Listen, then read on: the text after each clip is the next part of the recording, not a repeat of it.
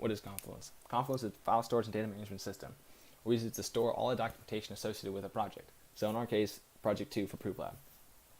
Now, Confluence does have a little learning curve associated with it, so hopefully these tutorial videos will help you be more familiar and comfortable in the Confluence spaces. Now, why are we using Confluence over like a Google Drive to store all of our stuff? A lot of companies in the industry, such as SpaceX and Tesla, use Confluence for their documentation, and every company will have a Confluence-esque system that stores their documentation.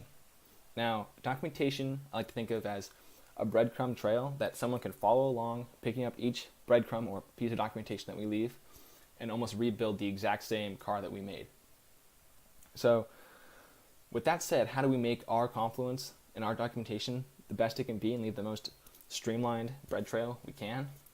Great question.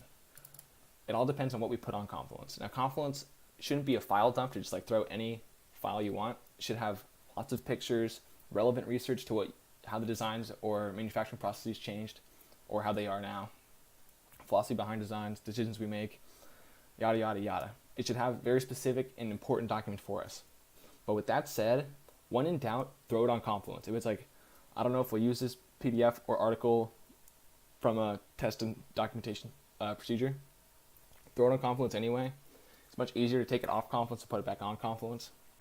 Now, you're probably like, how do I do that? Like, if I wanted to. Don't worry. Later videos will talk about how to make pages, how to navigate the space, how to attach files, how to manage your spaces, how to manage your pages.